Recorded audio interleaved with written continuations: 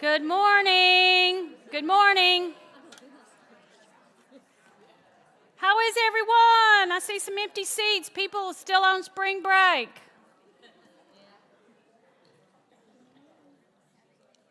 I'm back from Kenya. If y'all didn't notice, I'm back. I made it. I survived it. I loved it. It exhausted me. List it all. That's what happened. I'm going to show a few pictures in a minute, but it was, again, the second time I'd gone in a year, in 11 months, and it surpassed what happened and what I learned the last time I was there. But I'm not kidding, y'all. It's a trip. It is a trip, and it was hard. And if I say anything really outrageous today, blame it on the jet lag. We didn't get home till late Sunday night. I don't know what happened yesterday. I do know I had a Zoom call yesterday, and there's a lot of people on it, and I didn't have to say anything. And so I turned my camera off, and when I fell asleep, it was over. And I woke up, and it was over.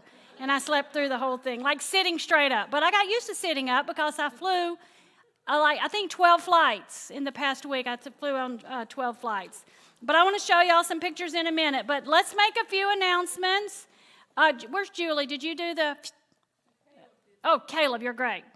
Okay, so next week, our last week, I'm so sad. I am so sad. It's our last week, but we're going to have our big feast. If you've been in one of the Grace Women study, you know we like to eat the last day. We like to celebrate. We like to bring the food in and have a big party.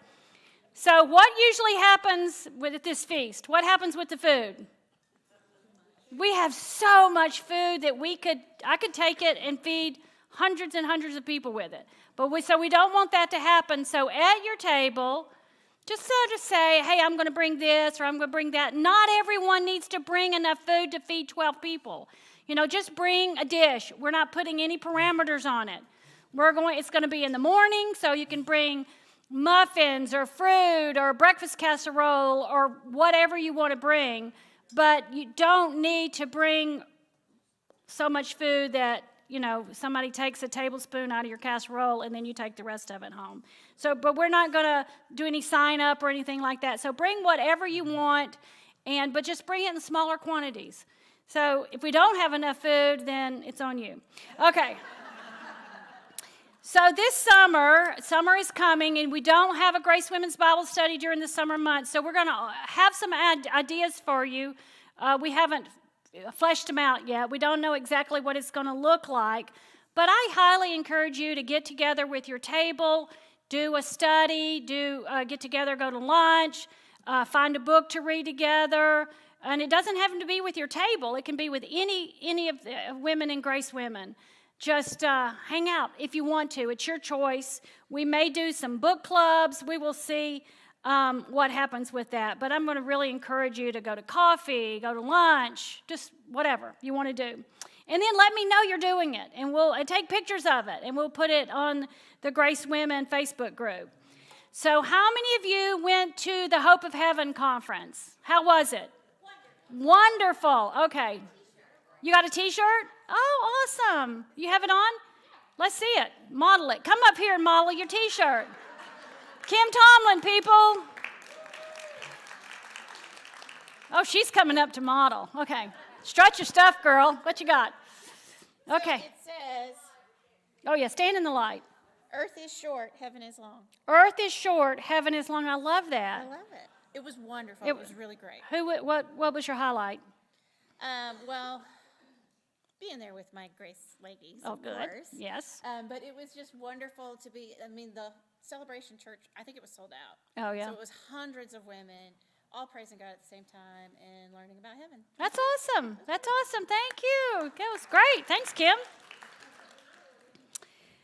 Okay, so speaking of the next study, we'll start in September. We don't know what it is yet. We're waiting on, the Holy Spirit to tell us what to do. If you have any ideas, you can send me an email or something you would like. But I do want to strongly encourage this one thing. Please, please, please, for the love of all things good, would you register early? would you please not wait for the last 7 days? Because it puts us in such a tizzy with materials because we don't have enough. Then we go into overnight shipping, overnight printing, and it's insane. And I'm old, y'all. Y'all need to take it easy on my stress level. And so I just don't want to be stressed out making sure we have all the materials we need. So we don't know when that's going to be, what's that going to be, but we will let you know. If you are not on the Grace Women's email list, now if you get emails from me about this study, that doesn't necessarily mean you're on the Grace Women's email. So you'll get emails from me and you'll get emails that are from me, but the church sends out to everyone in the database. So I will put that link to sign up for that email in the next email I send you this week. So if you're on that email, please open it and read it. I can tell you who doesn't open their email. I can look on there and it'll say, Carol Wheelock did not open this email. So I know who is not reading their emails because the last thing we want to hear is, I didn't know we were doing that. I didn't know when this started. I didn't know this. I didn't know that.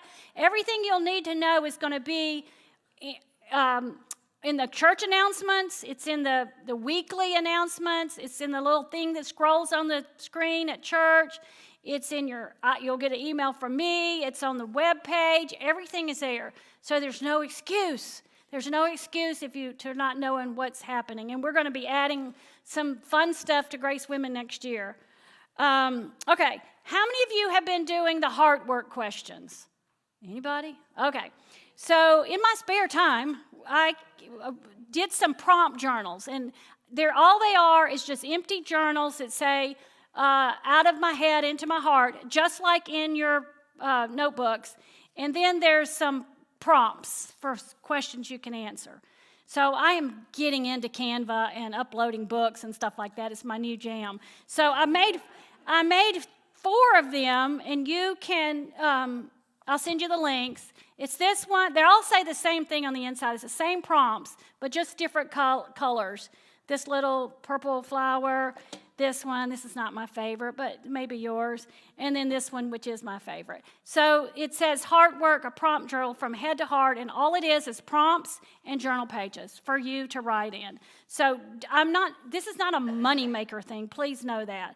Amazon prices it at a price where we break even on it. So that's what they are. And then there's another one that's called Seasoned and Strong. It's got prompts in it also, but it's for women a little bit older. That's what I didn't say for old women. I called it Seasoned and Strong, a Christian prompt journal for women in midlife. You can determine what midlife is and beyond. And so the questions are a little bit more geared toward those that are in midlife. Okay, so that's all my announcements. So now we're not doing an icebreaker. The ice has been broken. The ice has been broken, and it's thawed out. It's just water out there now, so there's no ice. So no icebreaker. So we're going to move now into our table time. So you're going to have about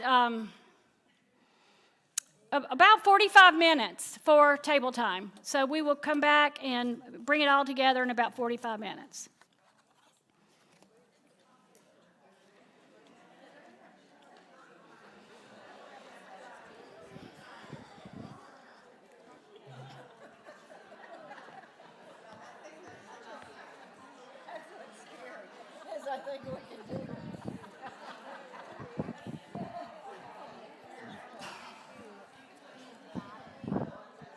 There's some empty seats here.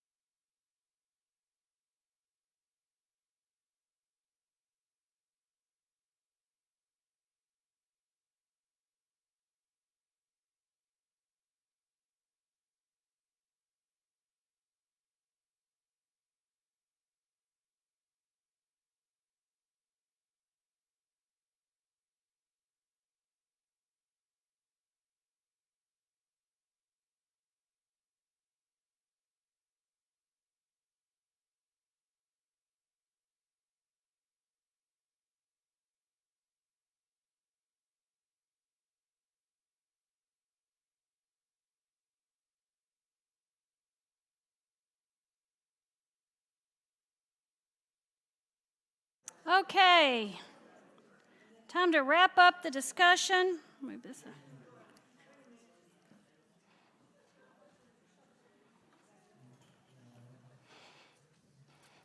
Here we are on chapter 45. I can't believe it. We started at 37. We're on 45.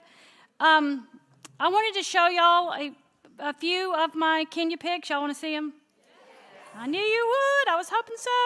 So our team, this is the last day we were there. We look so happy and clean because we were happy because it was a wonderful week, and we're happy because we are coming home. And this morning I had Chick-fil-A. It was like the best thing. I already said that. Here's our students. Again, if you were here when we were talking about it, we have 18 students that are getting a seminary degree. They're all rural pastors. When I say rural, they live well out in a city where they can, they have no big cities near them. We flew from Tri-Cities to Atlanta, from Atlanta to Nigeria, which was an accident, but it happened anyway. From Nigeria, a 10-hour flight to Nigeria, and then a 7-hour flight to Nairobi, and then a 2-hour flight to Kisumu.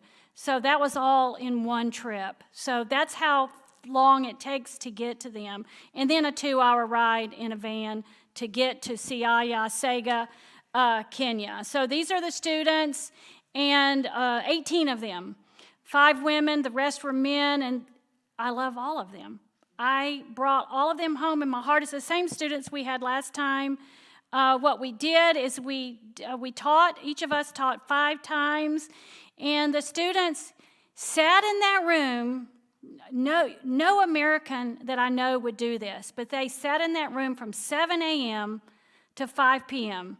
learning. They would take a tea break in the morning and a tea break in the afternoon and a lunch break. No one was getting up, leaving the room. No one was on their cell phone checking the scores to the basketball games except for me.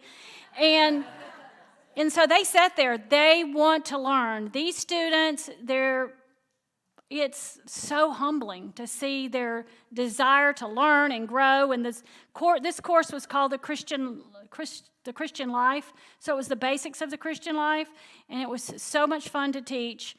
And they all speak English, but they don't speak East Tennessee English. So we spoke through an interpreter. And this devotion on love one another, we had them putting their arms around one another, looking to each other and saying, I love you. Please forgive me if I've harmed you. You are a person of worth, created in the image of God. But love one another, forgive one another, encourage one another, and what's the other one? Anyway, all the one another. So we had that devotion. I wanted to introduce you to some of my favorites. They're all my favorites. This is Betty. Betty and I communicate through the years. It's the second time I've seen her this year. And she didn't know I was coming because she just knew Grace Fellowship was sending teachers. And when she walked in the room and she saw I was there, she burst into tears. I burst into tears. And we're like sisters. And Betty has 3 children, one's in the university, two in high school, and she's the breadwinner in her family. She teaches middle school geography. I asked her, does she know any U.S. geography? She goes, no, I just know Kenyan geography. So she taught me some Kenyan geography. She's amazing. So on her exam, they all have exams. Betty studied so hard, and she made 100 on her final exam. And I know I was so proud because she works full time, and she had to take a week off of work without pay to come to this week. And another of my favorites, this is Miss Mary. Every day she dressed like that. She dressed to the nines. That woman had the cutest outfits and a hat to match. Now, Mary is the pastor of a church, and she's preaching all the time. And Mary thinks it's a sin to dance. I mean, culturally, you don't dance. You don't listen to secular music. You don't wear pants. All these things you don't do. But I'm telling you, Mary dances to the worship music like no one I've ever seen. That woman has the moves. Anyway, she is a delight. She's the oldest student there, but she wouldn't tell me how old she is. So, but she is so adorable. And here's all the women that were there. There was 5 students that were women. One of the things I wanted to do this trip was ask more personal questions. You think that we share so much alike with these women, and we do. Our love for Jesus, our love for the Word, our love for family. But when you get down to their life and you ask them questions, that we're so different. I asked Grace, who is next to me on the end with a purple vest, I said, Grace, tell me about your home where you live. And very proudly, Grace said, I have 2 rooms in my home. And she was just so incredibly proud of that. And Grace says that she does manual labor. She does people's laundry. No washing machine. She washes the laundry for her neighbors, and she teaches in her church.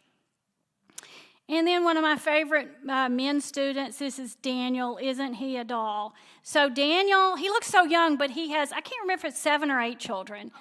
I know. He's a farmer. He grows kale and millet. Can you grow millet? I don't even know what millet is. But anyway, so that's what Daniel does, and he tried to teach me some Swahili. I could not learn anything. And Daniel just laughs at everything I say, and I don't think he knows what I'm saying most of the time. So, yeah, I know, yeah, you don't know what I'm saying. So I asked Daniel about his home. Now, I'm standing there holding in my hand, I was getting ready to do my devotion. I was going to use my iPad, which we don't normally use our electronics, but I had it on my iPad. I didn't print it out, and you couldn't print there. And so I had my iPad, and I'm asking Daniel, tell me about your home where you live. And Daniel told me this. He said he has like a thatch roof, and his walls are mud, and his floors are mud. And he uses cow manure on his floors to give them a hardened surface. And Daniel didn't say that like with shame or like embarrassed or anything like that. He just said, that's where I live with my wife and my children, and we farm, And it was a moment where you have that feeling like, what's wrong with this picture? I'm standing there holding this probably, hundreds of dollars iPad in my hand, and Daniel lives in a house with mud walls and cow manure on his floor. And he's probably the best student in the class. The man is a student of the Word. He aced his exam. He finished it first. He aced it. He's absolutely amazing. I would love for y'all to meet Daniel. I don't know his last name. I think it's Okoye. I think that's his last name, but with all of his beautiful children and his wife. So Daniel traveled on the back of hitched a ride on someone's motorcycle to get to the class. He lived like 3 hours away. So then people have been asking about our travel. Our travel was terrible. It was just, when you go on a trip like this, you have to know that it's going to be hard. So when we were leaving, we had left our hotel. The last night we stayed in Nairobi. We stayed in a hotel, and we checked out, and we spent some time doing some touristy things, and then went to the airport for our 11:30 flight, only to discover it was delayed until 2:30 in the morning. So we'd been up since 4:30, and we're flying out at 2:30, and someone snapped this picture. That's me asleep on the table, just like that. I slept that way for 2 hours. My mother taught me never to put my head on get hair on the table. I just didn't care. I would have laid down on the table. There's nowhere else to sit. The airport was full of people. So that pretty much shows the travel. The travel was well worth it, but hard on this old body. So very hard. So thanks for praying for us. And if y'all would just keep praying for the students there, Betty and Mary and Daniel and Grace has a picture of them somewhere. Maybe it's up in the conference room of all the students. The students are the same every time we go. They will graduate next March, and they will have a seminary degree from Colorado Christian University, and that's a huge deal for them. Their church struggles with different things than our church struggles. We don't have to deal with wondering if it's okay for a man to have 2 wives, or wondering if it's okay for a woman to wear pants, or wondering things like that. That those are the kind of things, the legalism, the legalistic things in their churches that they're dealing with. But they are getting into the Word, and they're learning the truth, and they're learning to teach it. And that's what this whole seminars are about, them learning how to teach what they're learning. And then these students find other students. They have a year from now, they have to have their own groups formed. It's like a multiplication thing. Okay, now let's get into Genesis chapter 45, the beauty of reconciliation. I'm going to read the first 4 verses of Genesis 45, but I have it on 46, so let me get it. So if you want to follow along or you can just listen.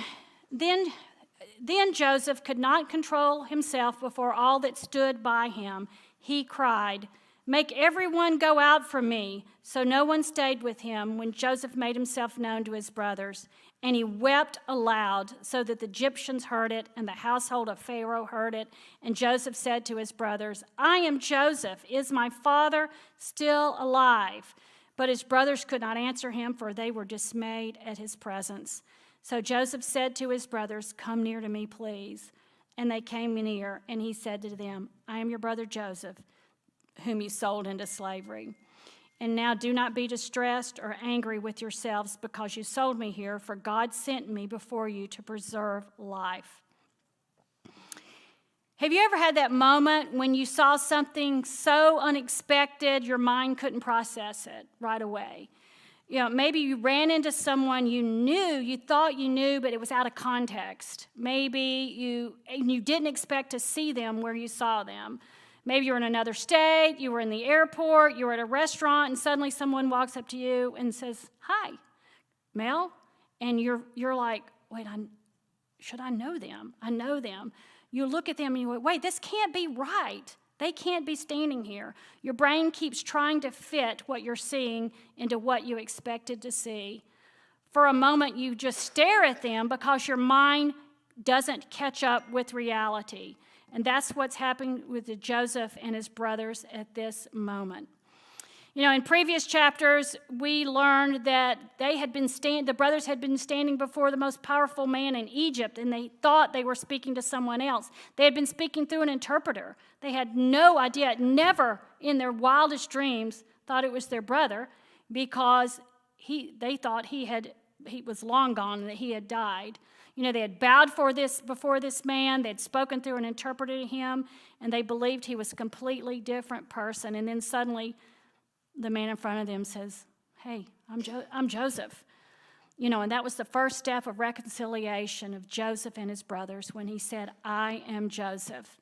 You know, you can imagine the silence in the room. You're so confused. Like, wait, what? You're Joseph? You know, the verse says they were dismayed, and another translation says they were terrified, as imagine they would be. Their minds must have been racing. How can this be Joseph? That was the brother that we sold into slavery, the brother we thought was gone forever. Everything they thought they understood about the situation suddenly changed in one sentence. And Joseph's emotions, of course, were running high. He couldn't hold it back any longer, and he was crying. And then he sent everyone out of the room. You know, I wondered, why did he do that? Maybe because it was about to be a family moment for family only. He was about to reveal himself to her brothers. Or maybe the reason is that Pharaoh had no idea that the brothers had sold Joseph into slavery, and Joseph wanted to protect their reputation because Joseph wanted his family to come to Egypt. And if Pharaoh knew the truth about the brothers, they might not be invited in. Joseph broke down and he wept so loudly. You know, these verses about weeping loudly, you can hear the sobbing. You can imagine the sobbing. He could hardly talk. But they heard him weeping outside the room, and it spread through the back to Pharaoh. And then the big reveal, "I am Joseph." And then he said, "Is my father still alive?" I thought that is such an amazing question to ask. And the brothers didn't answer. They were speechless, as you would have been. Here's somebody you thought was gone forever, that you had a part in them being gone forever. You know, I threw him in a pit, I sold him to slavery, and here he is right before me. So they were just speechless. You know, it's like you seeing someone you thought had died, and there they were in front of you. And so then he called them close, and he said, "I'm your brother." And he told them that he was their brother by reminding them of what they had done to him. "Hey, remember me? I'm the one you threw in the pit. I'm the one you sold into slavery. Do you remember? And I'm sure, they hadn't forgotten. They probably thought about it every day for the past 20 years of what they had done. So when we come to this point, it could go one or two ways. Joseph could either get back at them for what they did, or he could reconcile with them. The brothers expected the punishment, I'm sure. I would.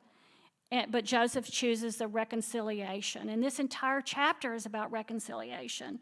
We don't want to gloss over forgiveness. We could talk for hours about what forgiveness is and what forgiveness is not, and what it means and what it doesn't mean, and we don't want to make light of any harm you may have experienced in the past, and making forgiveness such an easy thing.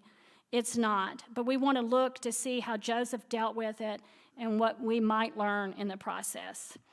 I love it where it says, "Come close to me." When he said, "Come close to me," the brothers probably cringed in absolute terror. The reconciliation begins with an invitation. Come close to me. Let's talk. Let's discuss this. And he repeated, "I am Joseph, your brother." He doesn't say, "I'm your ruler, I'm your judge, you're going to pay for what you did to me," which would be my response. I'm going to make you pay for the torture you put me through for the last 20 years. But Joseph invites them, "Come close to me. Let's discuss this."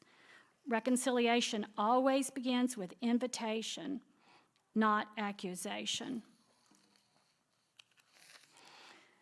And then the next section, God sent me, Genesis 45, verses 5 through 8. I'm going to read that. "And now, do not be distressed or angry with yourselves because you sold me here, for God sent me before you to preserve life. For the famine has been in the land for these 2 years, and there are 5 more years in which we'll be neither plowing nor harvest. And God sent me before you to preserve for you a remnant on earth and to keep alive for you many survivors. So it is not you who sent me here, but God. He has made me a father to Pharaoh and lord of all of his house and ruler over all of the land of Egypt." So this is where Joseph reframes the whole story. He tells him to take a step back and look at the story, not through the pain, but how God used the pain. This is so hard for us today. It's hard for us to look back on our pain and see God. All we see when we look back is our pain. And Joseph doesn't deny their sin. He tells them what they did wrong. And when we look back on our pain, we don't deny our pain or our sin.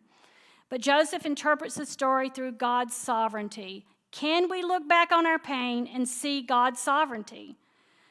Not that he caused the pain, but can we see him in it? There's something in this passage that's both beautiful and hard to understand. Joseph said, "You sold me, but God sent me." And we might think, which one is it? Was it the brothers or was it God? And the answer in the Bible gives is yes, it was both. Both are true at the same time. Joseph doesn't pretend his brothers didn't sin. They hated him. They threw him in a pit. They sold him. They lied to their father. So he's not denying it. He's not minimizing it. But Joseph sees something deeper. He says, "God sent me ahead of you to preserve life." So the same event can have two intentions. One is human and sinful, and one is divine and redemptive. The same event can have two intentions. One is human and sinful, the brothers, and one is divine and redemptive. God sent me. His brothers were responsible for their actions, and God was sovereign over the outcome. His brothers were responsible for what they did, and God was sovereign over the outcome. That means that what the brothers did was real, and what God was doing was also real. And this is not just theology, this is deeply personal, because every one of us has something in our story where we think, that shouldn't have happened to me, that hurt me, that changed things. If Joseph only believed in what his brothers did, he'd be stuck in anger and bitterness and revenge. But when we view the pain in our past, we can get stuck in anger and bitterness and revenge. But because he also sees what God was doing, he was able to move forward with forgiveness, compassion, and restoration. So here's the tension we have to learn to live in. We can say, that was wrong. What happened to me was wrong. And at the same time, we can say, God was not absent. You can hold someone accountable for what they did and still trust God for what he's doing. Human responsibility and God's sovereignty both stand. Human responsibility and God's sovereignty both stand. This doesn't mean God approves of evil or causes people to sin, because God is never the author of sin and people are still accountable. But God is sovereign enough that human sin does not derail his purposes. God is sovereign enough that human sin does not derail his purposes. And that's what happened with Joseph. The sin of his brothers didn't derail the purpose that God had, and that was the survival of Israel, thus the coming Messiah through that line. It was Jesus.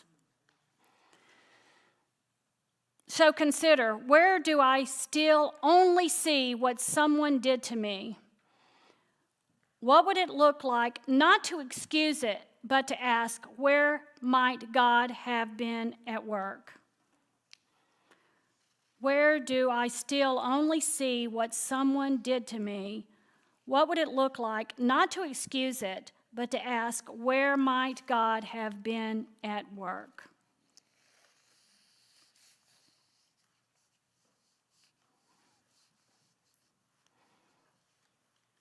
And those verses are the heart of this whole story, the reconciliation of Joseph and his brothers. So the next section, power to bless, not punishment, verses 9 through 15.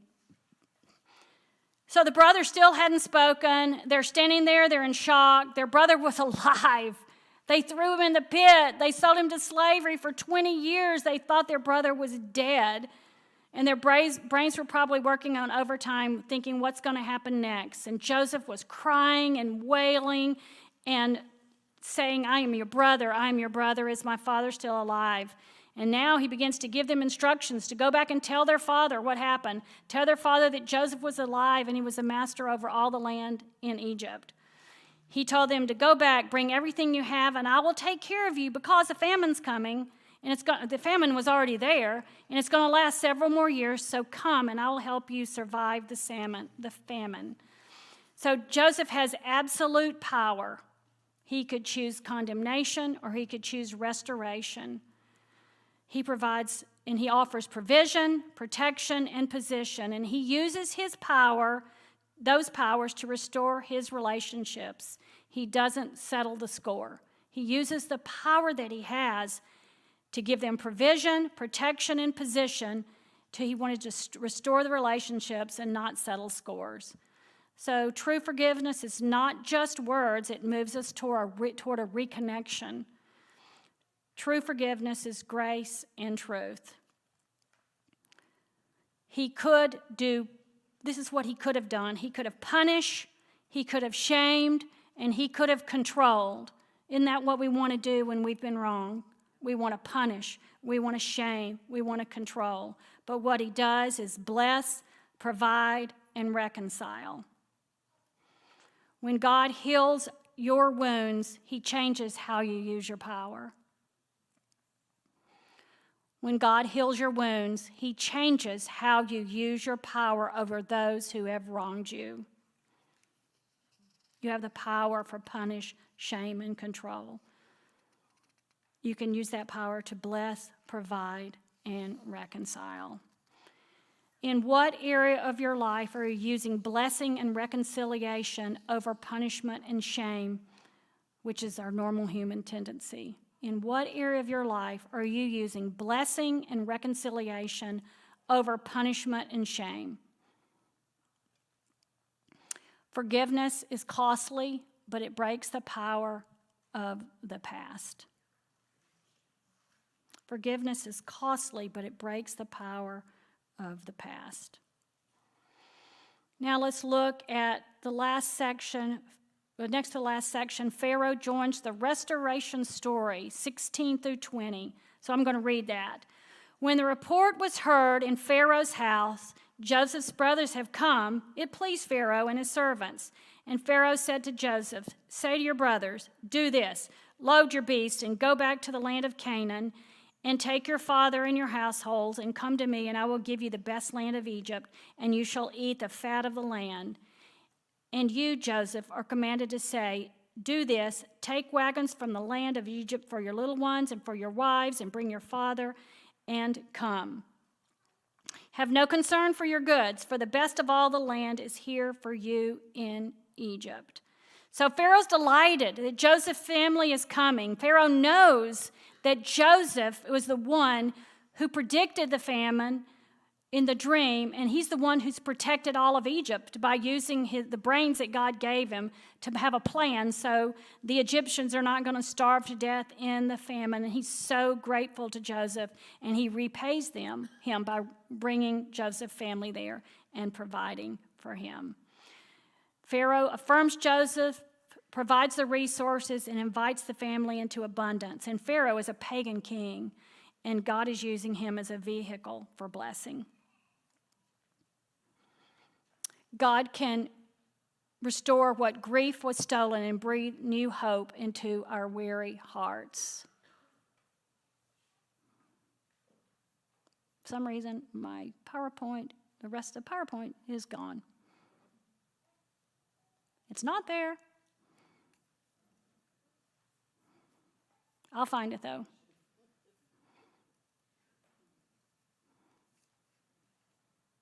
It's gone. It doesn't matter. Okay. So the last part, Jacob revived, verses 45 through 28. Let me read those few verses. So they went up out of Egypt and came to the land of Canaan to their father Jacob. And they told him, Joseph is still alive and he is ruler over all the land of Egypt. And his heart became numb, for he did not believe them. But when they told him all the words of Joseph, which he had said to them, and when he saw the wagons that Joseph had sent to carry him, the spirit of their father Jacob revived. And Israel said, is it not enough that Joseph, my son, is still alive? I will go see him before I die. So Jacob had been living for this thought that his son had been dead for 20 years. I mean, I had... in 2009, we lost our niece. My brother lost his oldest child at 18. And so how many years has that been? It's close to 20, not quite 20. And the grief is still just as raw.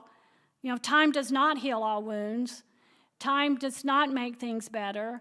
It does not diminish the memories. The pain is still there. And so that's what Jacob was still living for 20 years with a story he believed was true, was that Joseph was dead. And that belief had shaped everything about how he saw life. When his sons came back and said, Joseph is alive, the scripture says something interesting. It says his heart became numb, for he did not believe them. You know, why did it become numb? Because sometimes when you've lived with disappointment long enough, hope feels harder to believe. Hope has died. Some of us know exactly what that feels like. We've prayed, we've waited, we've adjusted our expectations, and somewhere along the way our hearts just stop hoping, and we've decided there is no hope, I'm not going there again. And then the text says, when he saw the wagons, his spirits revived.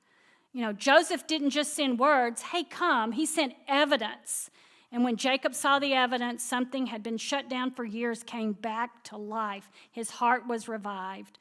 The word revived is like resurrection language. You know, it means his heart woke up again, and so did his hope that had died. His heart woke up, and his hope woke up. And notice, nothing about the past had changed. Joseph had still been gone for 20 years. The pain was still real, but what changed was Jacob thought his son was dead, and he had been alive the entire time. Where in your life have you decided that the hope is gone and this will never change? It could be in your marriage. It could be in your finances. It could be in your prodigal children. It could be in many, many areas. Where has the hope gone? And this will never change. You know, we may have prayed for years and nothing's changed. So many women I talk to, it's about their prodigal children. But what if, just like Jacob, God is doing something you cannot see? We don't know until we look back on it. What if the story is not over? Genesis 45 reminds us that God is doing more than we can see. We learned that in Esther. We've learned that here, looking at the life of Joseph.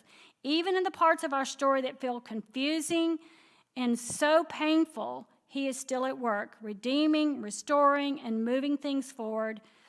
And we cannot see it yet, but we can still trust him in our pain, in our waiting, in our hoping. We can take heart because God is still working behind the scenes. And when we look back at the story of our life, we're going to see that thread that God wove through our life so beautifully. So let me pray for us, and we will be finished. Father, we're so grateful for the life of Joseph. We're so grateful for the model of reconciliation. We're so grateful that the hand was on Joseph, that God was with him. We're grateful that he didn't punish and blame and destroy his brothers for what they did to him, but instead he chose to bless them and give them prominence and take care of them because he saw what was true, that the hand of God had worked in his life. Joseph didn't know what the rest of the story was. We can read the Bible and we know the story of how you led them out of Egypt years later, gave them the promised land. We know where the line of the Messiah, the line of Jesus, where it comes from. We know that the hope that we have placed in how you were leading all those years ago still affects us today and makes our life full of abundance because of the life and death and resurrection of Jesus. And as we enter the Easter season, we're going to be thinking more and more about that, of how what was prophesied in the Old Testament, how every single story we read in the Bible has that scarlet thread of redemption that leads us to you, and for that we are grateful. Thank you for these women. I pray that this week would be a week where they are in the Word, that they're processing things, they're learning, where they're journaling hard things, where they're discussing hard things, and where their heart is full of hope because the story is not over, and we can trust in you. We pray all this in Jesus' name. Amen.